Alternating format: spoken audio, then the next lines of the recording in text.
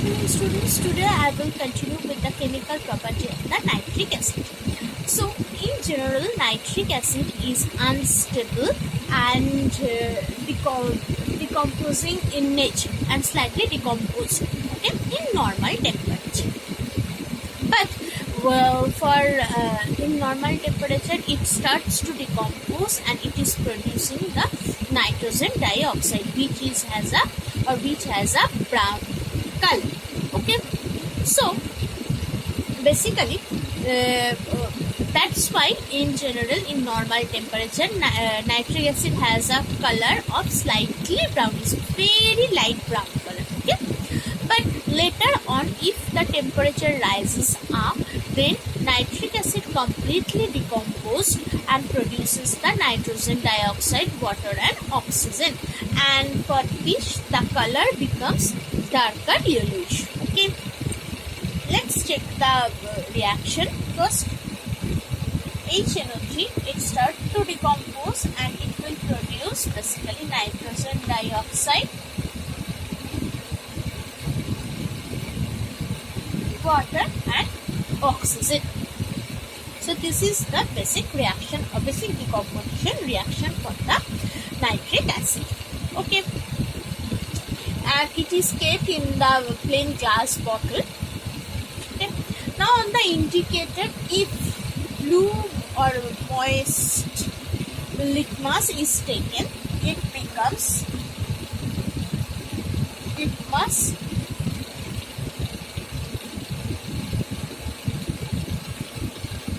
It becomes red. For the methyl orange,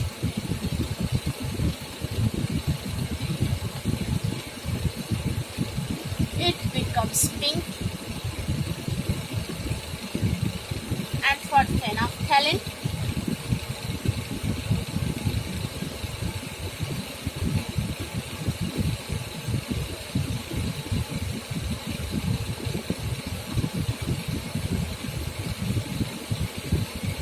it becomes colorless.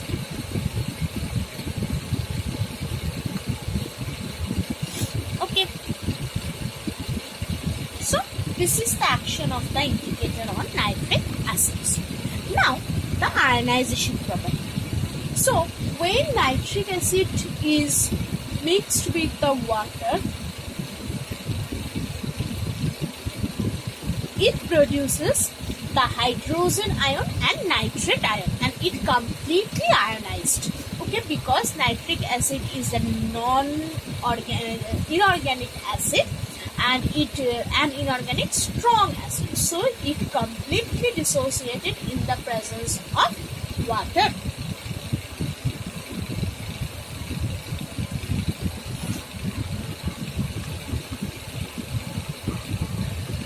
So it is being dissociated, so it will produce H plus and anything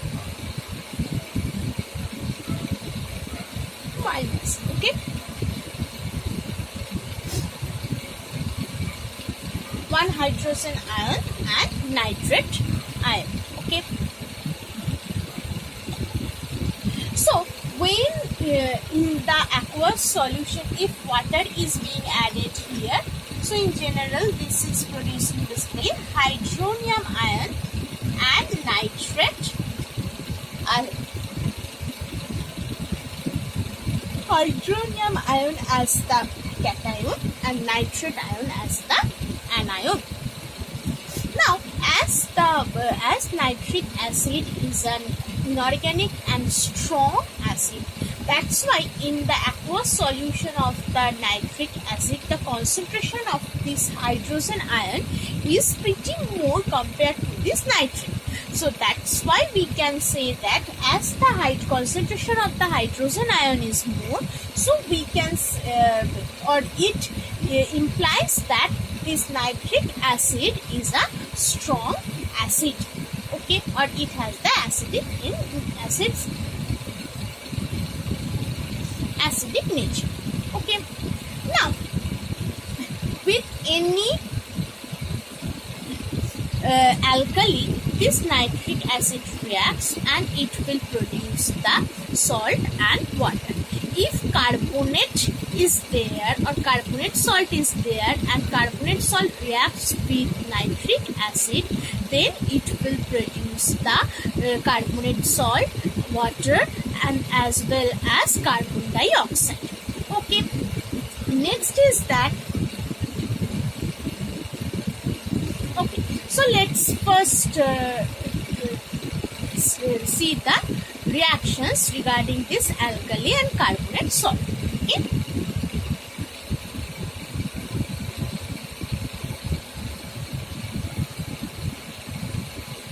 so if alkali is taken, suppose NaOH is taken, which is reacting with concentrated or dilute nitric acid, maybe with the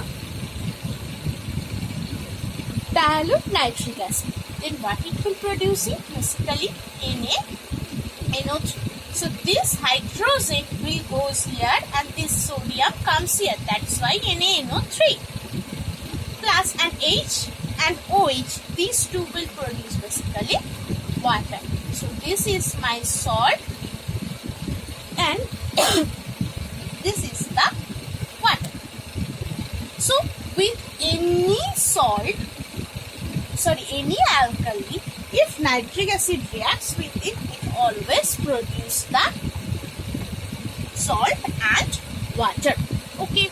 Now, if carbonate or bicarbonate salt is taken, suppose first I am taking the carbonate salt. Suppose calcium carbonate is there. With this calcium carbonate, if nitric acid is reacting, it will produce calcium nitrate plus carbon dioxide and water.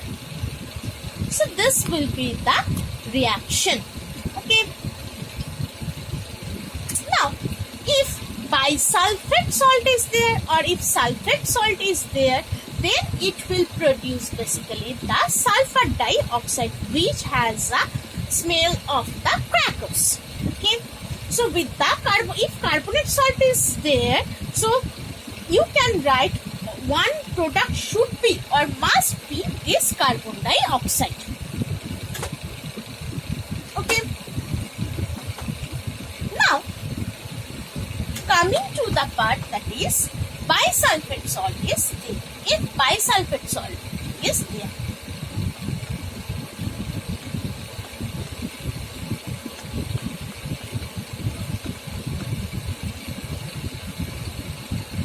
then what it will produce? If HNO is there, it will produce calcium nitrate,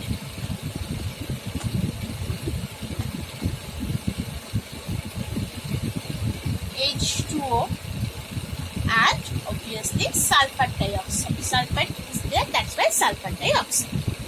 Okay. And now, so whatever the nitric acid we are using here, basically they are basically dilute nitric acid. Okay.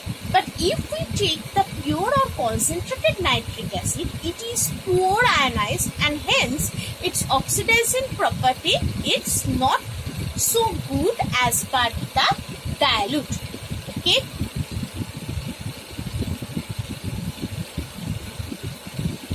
Next, let's check the oxidizing. One second.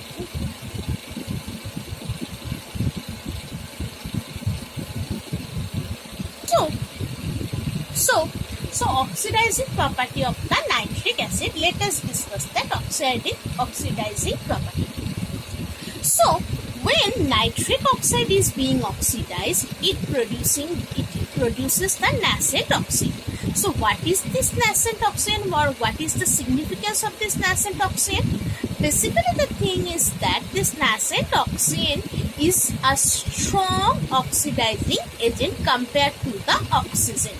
It is basically an oxygen ion which is pretty much unstable, and for this condition of this oxygen, it is being used as the strong oxidizing agent.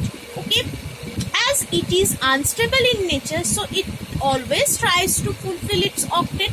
That's why it always tries to combine with other and for this tendency it reduces itself and oxidize others. Okay, so for this property or the presence of this nascent oxygen or the capability to release this nascent oxygen, nitric acid acts as the strong oxidizing agent. Clear? So let us discuss one equation or one reaction.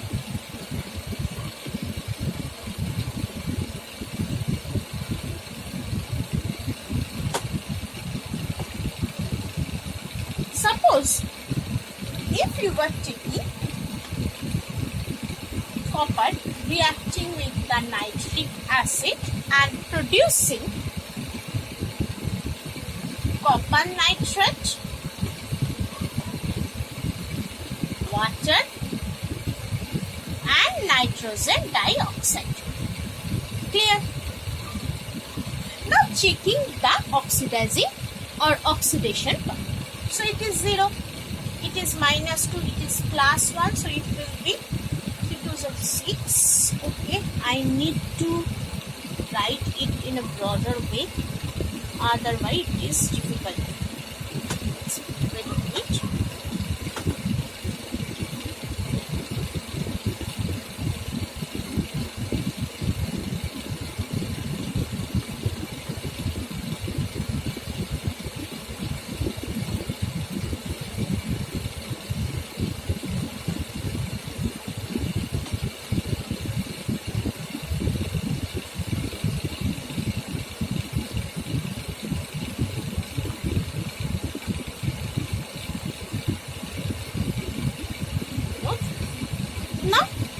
Writing the oxidation level. This is single atom, that's why 0.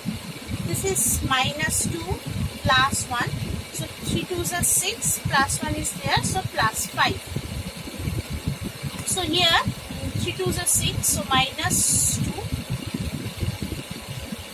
3 2s are 6 into 2, that will be 12. Right? So that's why copper is basically 2. +2. So here 2 2s are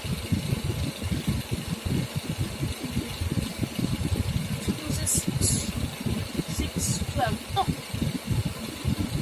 So plus 5. 5 to the 6, 12. Okay. So this will be -2 +1, -2 +4. So this is the oxidation number I have. Now check, here copper is 0 and here copper becomes +2. Here nitrogen is +5 and here nitrogen becomes +4, right?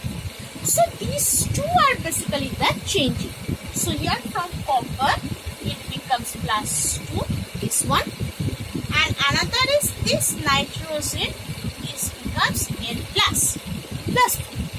Okay, so as 0 to +2, that means it is releasing oxygen. So this is -2 electron, not oxygen, sorry, electron. So it is -2 electron. So this is basically my oxidation. And +5 to +4, that means it is taking 1 electron, that means reduction, right?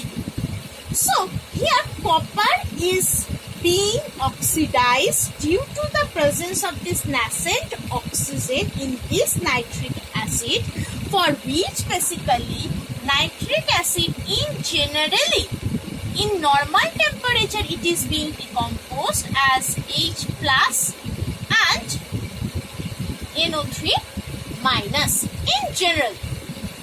Okay.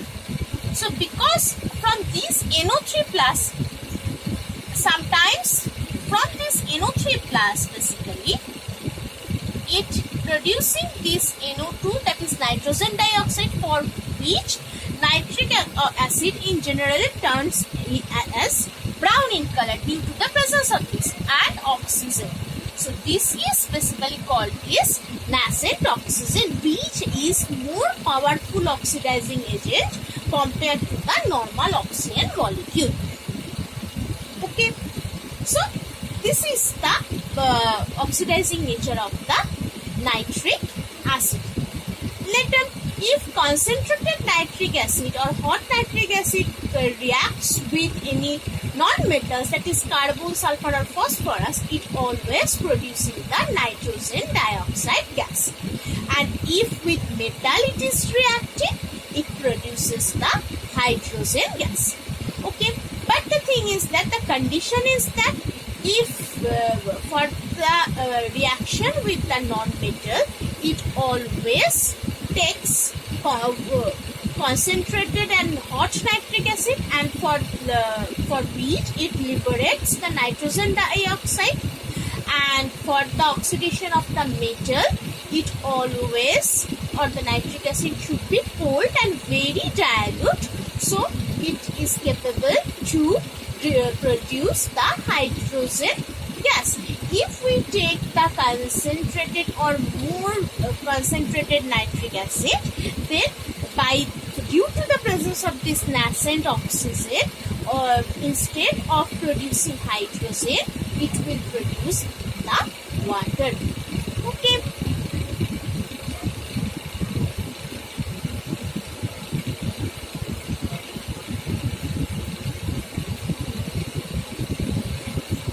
So, up to this, I am completing this lecture.